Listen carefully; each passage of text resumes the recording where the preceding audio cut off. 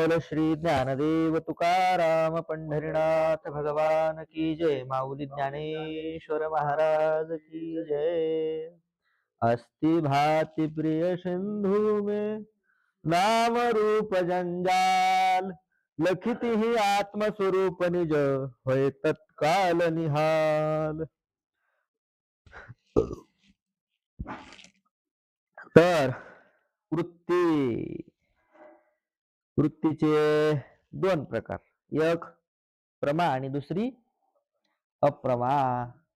प्रमाणजन्य ज्ञानाला प्रमा म्हणायचं आणि प्रमाण अजन्य आहे तिला अप्रमा म्हणायचं. जे प्रमाणजन्य ज्ञान असतं ते यथार्थ असतं आणि जे अप्रमा असते ते दोन प्रकारचे, यथार्थही आहे आणि अयथार्थ. जी अयथार्थ आहे तिला म्हणायचं भ्रम आणि काही यथार्थ अप्रमा आहेत, जसं की स्मृती ज्ञान, दुसरं सुख दुःखाचं ज्ञान, पुन्हा ईश्वर ज्ञान. तर क्रमाने हे स्मृती ज्ञान, सुख दुःखाचं ज्ञान, ईश्वर ज्ञान याविषयी हे यथार्थ अप्रमा कशा आहेत याविषयी चिंतन झालं. त्यानंतर प्रमाणजन्य ज्ञान को प्रमा कहे है. पुन्हा मूळ मुद्द्यावर आले. प्रमाणजन्य ज्ञानालाच काय म्हणायचं? प्रमा म्हणायचं. आता प्रमा के भेद का कथन, पान नंबर 4 वर प्रमा के भेद का कथन नावाचं दुसरं शीर्षक. प्रमा के 6 भेद है, प्रत्यक्ष, अनुमान, शब्द, उपमान, अर्थापत्ति, अनुपलब्धि. प्रत्यक्ष प्रमा को प्रमा का जो करण सो प्रत्यक्ष प्रमाण कहिए है. प्रमा के 6 भेद है. प्रमेचे किती प्रकार आहेत? 6 प्रकार आहेत. भेद म्हणजे प्रकार. प्रमाणके, प्रमाके झालं ना, प्रमाणके. प्रमाण हे 6 प्रकारचे प्रमाण आहेत. कोणकोणते प्रमाण? प्रत्यक्ष प्रमाण, अनुमान प्रमाण, शब्द प्रमाण, उपमान प्रमाण, अर्थापत्ति प्रमाण, अनुपलब्धि प्रमाण. आता प्रत्यक्ष प्रमा का जो करण है, करण सो प्रत्यक्ष प्रमाण कहिए है. प्रत्यक्ष प्रमेयचं जे करण त्यालाच प्रत्यक्ष प्रमाण म्हणायचं. करण म्हणजे काय याविषयी करताल पुढे चिंतन. म्हणजे ज्यापासून प्रत्यक्ष प्रमा होते त्यालाच म्हणायचं प्रत्यक्ष प्रमाण. करण म्हणजे कारण. व्यापारवान असाधारण कारणाला काय म्हणायचं? करण. अनुमिति प्रमा के करण को अनुमान प्रमाण कहे. अनुमिति जी प्रमा आहे, अनुमिति नावाचं जे ज्ञान आहे ना, तिचं जे करण आहे त्याला म्हणायचं अनुमान प्रमाण. शाब्दी प्रमा के करण को शब्द प्रमाण कहे. शाब्दी प्रमा आहे, शाब्दी प्रमेयचं जे करण आहे त्याला म्हणायचं शब्द प्रमाण. करण म्हणजे कारण, ज्यापासून शाब्दी प्रमा होते. उपमिति प्रमा के करण को उपमान प्रमाण कहे. उपमिति प्रमेयचं जे करण आहे त्याला काय म्हणायचं? उपमान प्रमाण. अर्थापत्ति प्रमा के करण को अर्थापत्ति प्रमाण कहे है. अर्थापत्ति जे प्रमा आहे, अर्थापत्ति नावाचं जे ज्ञान आहे त्याचं जे करण त्यालाच म्हणायचं अर्थापत्ति प्रमाण. अभाव प्रमा के करण को अनुपलब्धि प्रमाण कहे है. अभाव प्रमा है ना, अभावाचं ज्ञान होण्याकरिता न अभाव प्रमा, अभाव रूपी जे ज्ञान होण्याकरिता त्याचं जे करण आहे, कारण आहे त्यालाच काय म्हणायचं? अनुपलब्धि प्रमाण. प्रत्यक्ष और अर्थापत्ति प्रमाण के और प्रमा के एक ही नाम है. प्रत्यक्ष प्रमाण ही प्रत्यक्ष आणि ज्ञान ही प्रत्यक्ष. तसंच अर्थापत्ती ज्ञान ही अर्थापत्ती आणि प्रमाण ही अर्थापत्ती. प्रमा आणि प्रमाण या दोघांचं एकच नाव. कोणकोणत्या ठिकाणी? प्रत्यक्ष आणि अर्थापत्तीच्या ठिकाणी. भट्ट के मत में षट प्रमाण माने. भट्ट म्हणजे मीमांसक आहे, कुमारील भट्ट. मीमांसकाच्या मतामध्ये 6 प्रमाण मानलेले आहेत. और वेदांत ग्रंथन में भी षट प्रमाण ही लिखे. जे वेदांत ग्रंथ आहेत, वेदांत ग्रंथांमध्ये सुद्धा 6 प्रमाणांचाच विचार केलेला आहे, लिहिलेला आहे. यद्यपि सूत्रकार भाष्यकार ने प्रमाण संख्या नहीं लिखी, तथापि सिद्धांत का अविरोधी जो भट्ट का मत है ताको अद्वैतवाद में माने है. तसं पाहायला गेलं तर सूत्रकार म्हणजे कोण? व्यास महाराज. भाष्यकार म्हणजे कोण? भगवान शंकराचार्य. यांनी काही प्रमाण संख्या आपल्या भाष्य ग्रंथामध्ये किंवा सूत्र ग्रंथामध्ये लिहिलेली नाही. तरी पण जिथं जिथं आपल्या अद्वैत सिद्धांताला विरोध येणार नाही तिथं तिथं प्रमाणांचा विचार केलेला आहे. आणि भट्टाचं जे मत आहे, कोणाचं? मीमांसकाचं. समजा मीमांसकाचा मताशी जिथं अविरोध आहे आपला, त्या ठिकाणी त्यांच्या मतानुसारच आपण 6 प्रमाणांचा विचार केलेला आहे. सिद्धांत का अविरोधी जो भट्ट का मत, सिद्धांताच्या अविरोधी जे भट्टाचं मत, ताको अद्वैतवाद में माने, त्याला अद्वैतवादामध्ये म्हणजे आपल्या वेदांत शास्त्रामध्ये त्याचा अंगीकार केलेला आहे. या ते वेदांत परिभाषादि ग्रंथन में षट प्रमाण ही लिखे है. म्हणून वेदांत परिभाषादि जे ग्रंथ आहेत त्यामध्ये 6 प्रमाणांचाच विचार केलेला आहे.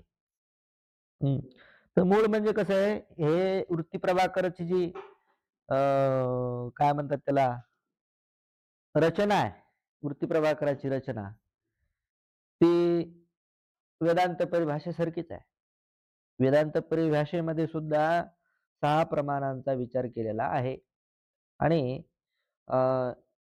सिद्धांत सांगितलेला आहे. याच्यामध्ये सुद्धा 6 प्रमाणांचा विचार केला आणि नंतर 7व्या आणि 8व्या प्रकाशामध्ये सिद्धांतावर विचार केलेला आहे. थोडक्यात सांगायचं म्हणजे जसं वेदांत परिभाषेला छोटी अद्वैत स्थिती म्हणतात, अद्वैत स्थितीचं छोटं स्वरूप वेदांत परिभाषेला, आणि वेदांत परिभाषेपेक्षा भारी कोण आहे? वृत्ती प्रभाकर.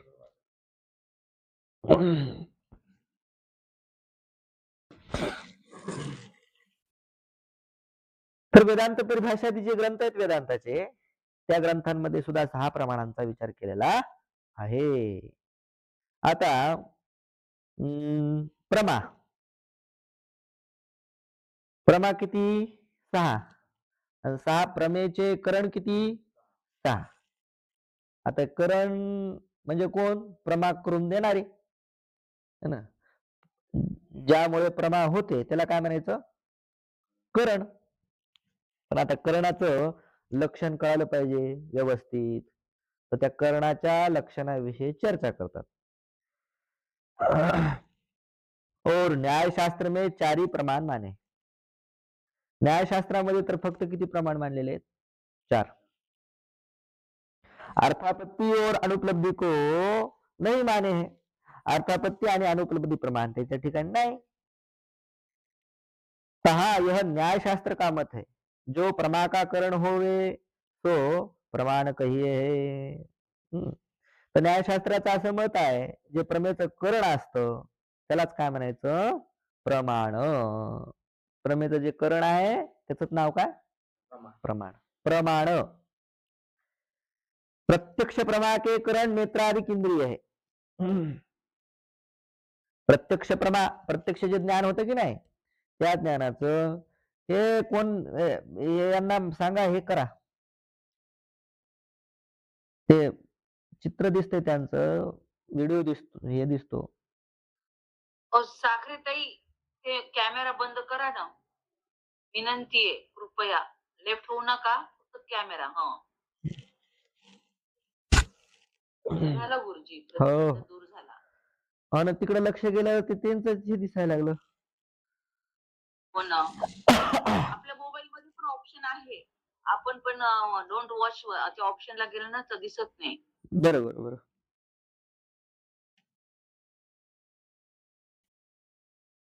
चला. हां. प्रत्यक्ष प्रमाणीकरण नेत्राधिक इंद्रिय. प्रत्यक्ष झाली प्रमा आणि त्या प्रमेयचं करण कोण झालं?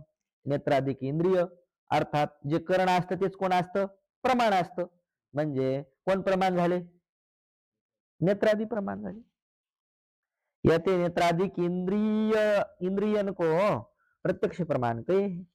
म्हणूनच नेत्राधिक जे इंद्रिय आहेत त्यांनाच काय म्हटलेलं आहे? प्रत्यक्ष प्रमाण.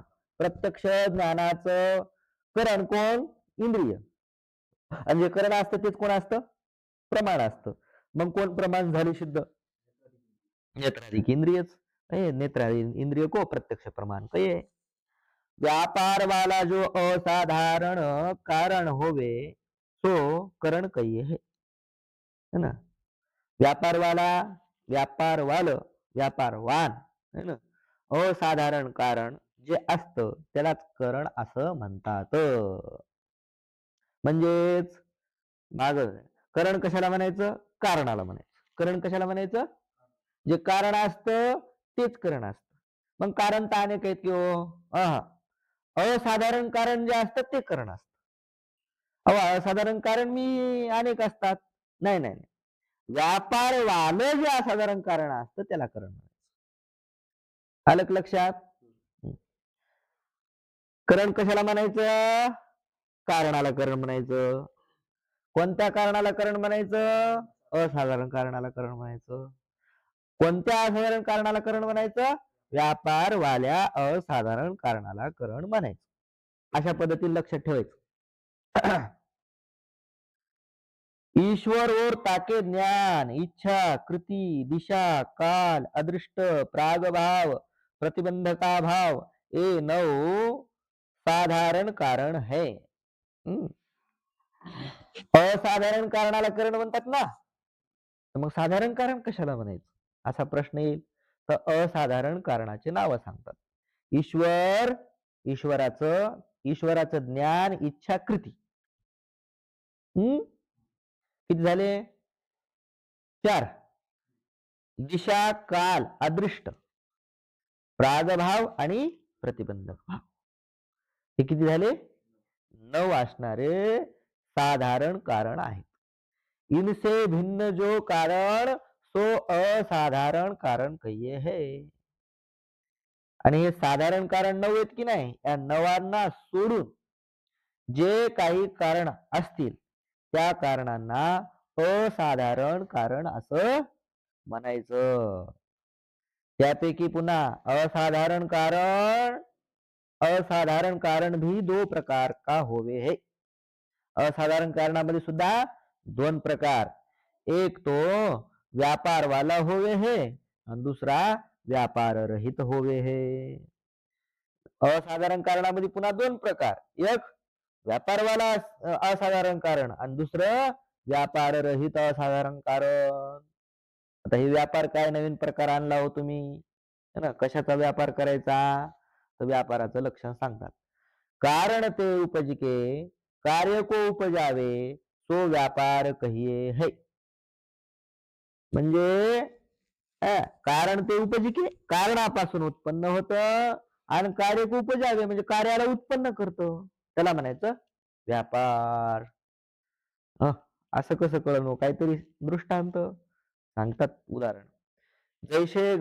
जैसे कपाल घट का कारण है. कपाल कपाल म्हणजे 2 घटा करता बनवलेले 2 मोठे मोठे खापर समजा. ते एकूण एकाला चिटकिले की त्याचा होणार घट. 2 गोळे समजा मातीचे, ते 2 गोळे असे एकूण एकाला हे केले, हे काय होणार? घट तयार होणार.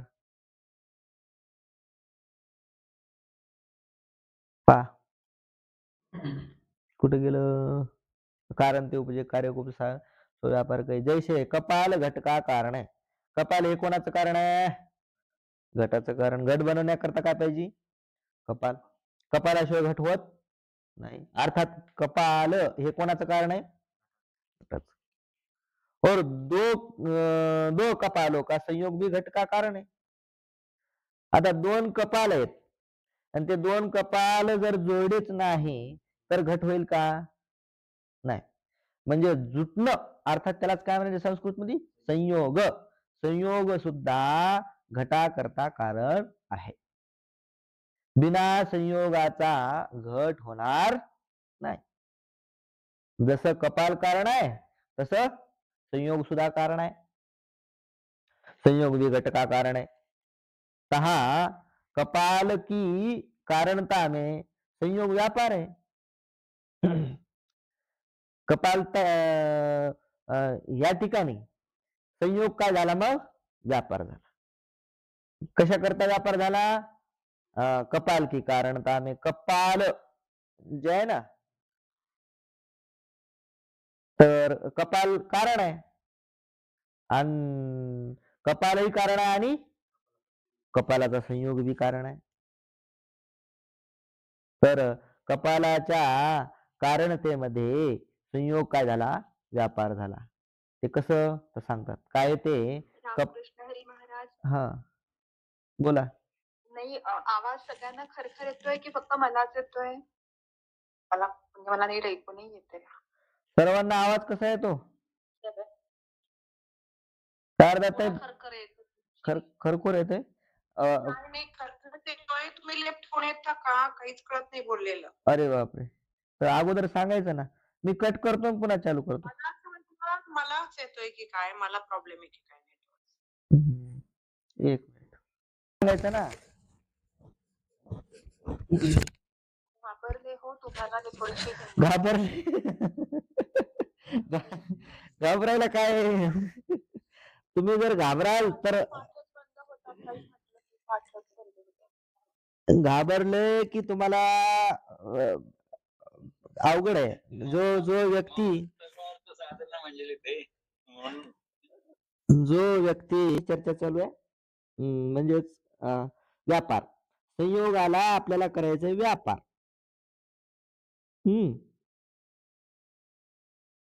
तर संयोगाचं काय व्यापाराचं काय लक्षण आहे? कारण ते उपजे और कार्य को उपजे. कारणापासून उत्पन्न होतं आणि कार्याला उत्पन्न करत. ऑफ करा ना.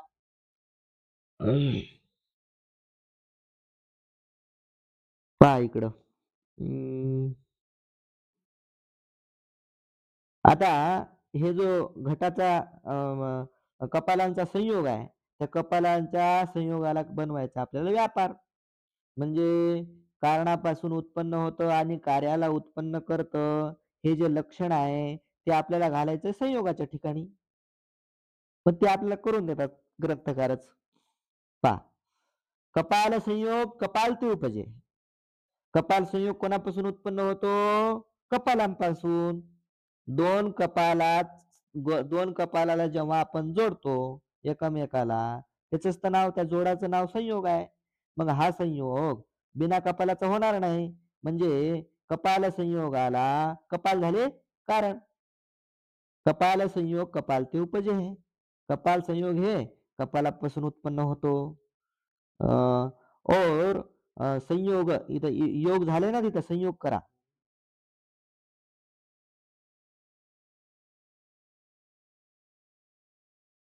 और संयोग सापड का शंकर? और संयोग कपाल के कार्य घट को उपजावे. आणि तो संयोग कशाला उत्पन्न करतो? कपालाचं जे कार्य आहे घट त्या घटाला उत्पन्न करतो. कपालापासूनच तर घट उत्पन्न होतो. मग कपालापासून घट उत्पन्न होतो पण तो घट बिना संयोगाचा उत्पन्न होत नाही. मध्ये काय लागतं? मध्ये व्यापार लागतो. त्या व्यापाराचं नाव आहे संयोग.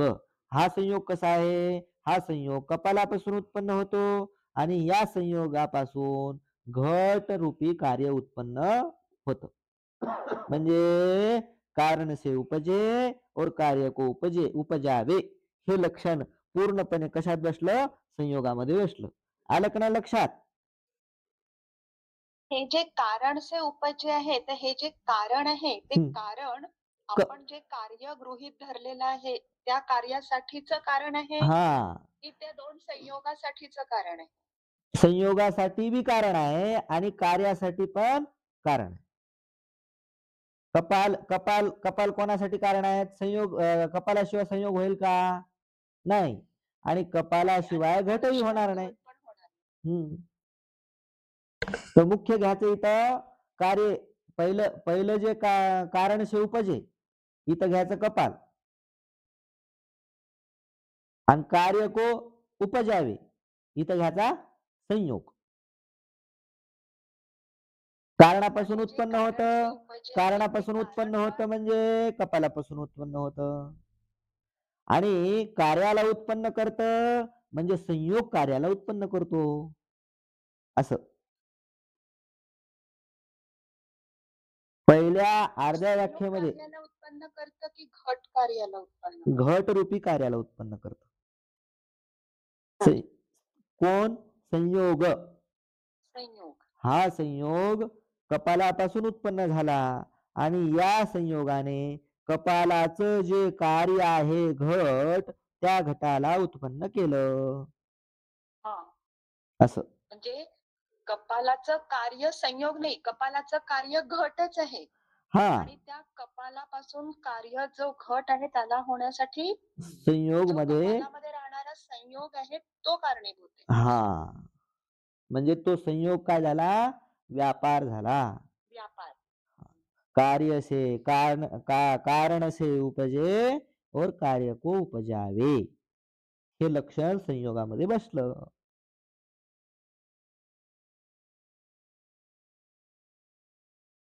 काय नाही, सरळ आहे, सोपं.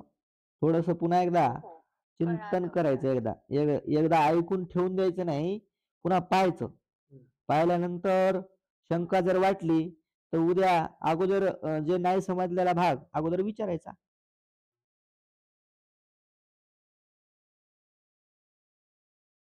चला, याते संयोग रूप व्यापार वाला कारण कपाल है. आता हा जो संयोग रूप जो व्यापार आहे ते व्यापार वालं कोण झालं? मग कपाल झालं. कपालाच्या ठिकाणी घटरूपी कार्य उत्पन्न करण्याकरिता कोण आवश्यक आहे? संयोग आवश्यक आहे. त्या संयोगालाच काय नाव दिलं? व्यापार. मग हे जे कारण आहे, कोण कारण? कपाल रूपी जे कारण आहे ते कसं आहे? संयोग वाला आहे, अर्थात व्यापार वाला आहे. मग कपाल व्यापारवाला असल्यामुळं व्यापारवान असाधारण कारण झालं. मग व्यापारवान असाधारण कारण असतं त्याला असतं करण म्हणतात. अर्थात कपाल काय झाला? कपाल हे करण झालं. और जो कार्य को किसी द्वारा उपजावे नहीं किंतु आप ही उपजावे सो व्यापारहीन कारण कहिये. आणि जे कार्याला कोणाच्या द्वारे उत्पन्न करत नाही किंतु आपण स्वतःच कार्य उत्पन्न करतं त्याला व्यापारहीन कारण म्हणायचं. जसं की संयोगाने घट उत्पन्न होतो. तर घट उत्पन्न होण्याकरिता संयोगाला कोणाची आवश्यकता आहे का? नाही. संयोग झाल्याबरोबर घट उत्पन्न होतो. मध्ये कशाची आवश्यकता नाही. परंतु नुसत्या कपालापासून घट होत नाही. कपालाला कशाची आवश्यकता आहे? संयोगाची आवश्यकता आहे. म्हणून व्यापार वालं असाधारण कारण कपाल झालं. परंतु संयोगाला कोणाचीही गरज नसल्यामुळं व्यापार हे असाधारण कारण झालं संयोग. ईश्वर आदि जो नव साधारण कारण इनसे भिन्न व्यापार वाला कारण करण कहिए है ऐसा कपाल है. ईश्वर आदि जे 9 साधारण कारण आहेत की नाही त्याच्याहून भिन्न व्यापारवान असाधारण कारण कोण झालं? मग कपाल. कपाल. मग कपालच कोण झालं? करण. या ते घटका कपाल करण कहिए है. म्हणून घटाचं करण कोण झालं? कपाल. और कपाल का संयोग असाधारण तो है, व्यापार वाला नहीं है. कपाल संयोग जे आहे ते असाधारण कारण तर म्हणता येतं त्याला, परंतु व्यापारवान असाधारण कारण म्हणता येत नाही. या ते करण नाही कहिये है, म्हणून त्याला करण म्हणता येत नाही. नुसतं असाधारण कारण आहे कपाल संयोग. केवळ घटका कारण ही कहिये हे, नुसतं घटाचं कारण त्याला म्हणता येत. किती वेळ झाला? 25 मिनिटं. हम्म. चला पुढे एक घेऊ अजून. विषय वस्तू लक्षात येईल ना? हो, हे छान कळालं. बर, चला पुढे. प्रत्यक्ष प्रमा के भेद को कथन. तर भेद का कथन, प्रत्यक्ष प्रमा जी आहे, प्रत्यक्ष प्रमाण, प्रत्यक्ष प्रमाण जे आहे त्याचे प्रकार सांगतात. प्रमाण प्रमाणित, ते मला जरा दिसत नाही का गेले कसं. हेडिंग मध्ये प्रमाण आहे आणि पहिली ओळ आहे त्यात प्रमा आहे. बर, पहा. तैसे प्रत्यक्ष प्रमा के नेत्राधिक इंद्रिय करण है. प्रत्यक्ष प्रमा, प्रत्यक्ष प्रमा, प्रत्यक्ष ज्ञान आणि त्या ज्ञानाचं करण कोण झालं मग? इंद्रियाधिक हे ज्ञानाचे करण आहेत. प्रत्यक्ष प्रमारूपी जे ज्ञान आहे त्या ज्ञानाचे नेत्राधिक इंद्रिय करण आहेत. काय ते? नेत्राधिक प्रमा म्हणजे इंद्रिय. कार्य झालं का? हा, प्रमा झालं कार्य आणि त्याचं कारण झालं इंद्रिय. इंद्रिय. आणि ते कारण कसे आहेत? असाधारण कारण आहेत. असाधारण पुन्हा व्यापार. कसे आहेत? व्यापार वान असाधारण कारण आहेत, म्हणून करण आहेत.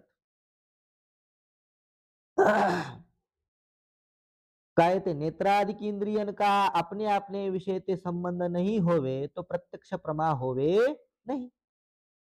इंद्रिय विषय का संबंध होवे तब होवे है ना.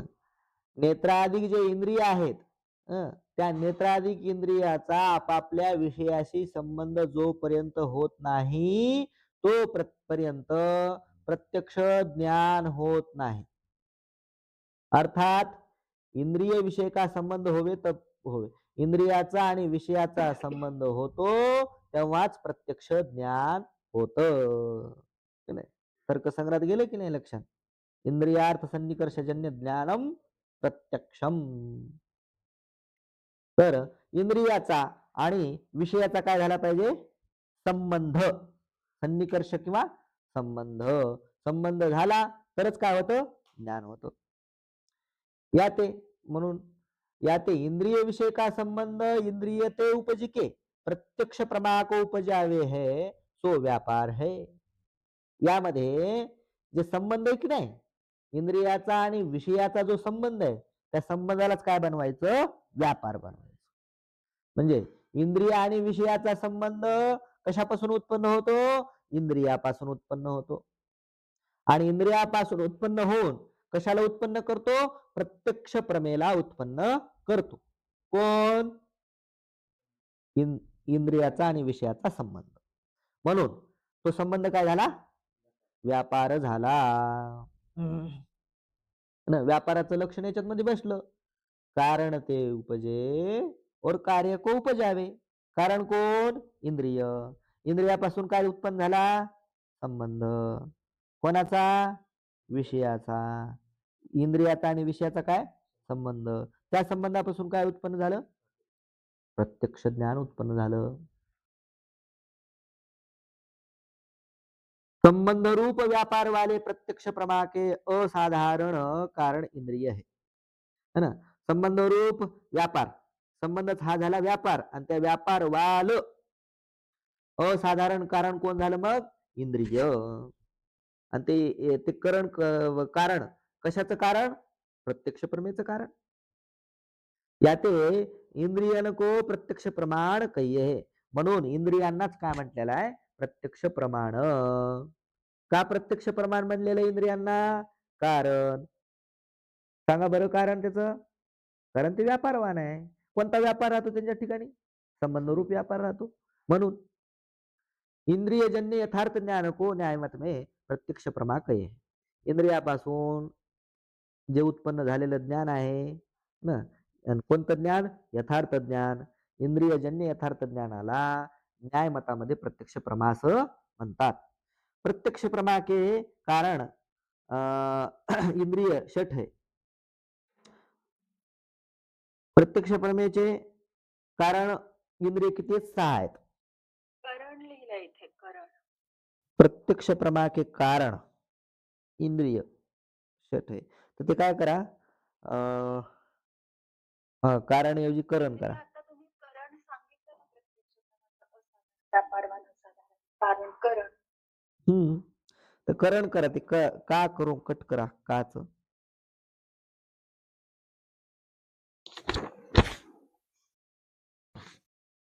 पहा, हे 6 प्रकारचे काय झाले? करण. प्रत्यक्ष प्रमा के करण. इंद्रिय षट आहे, 6 इंद्रिय आहेत.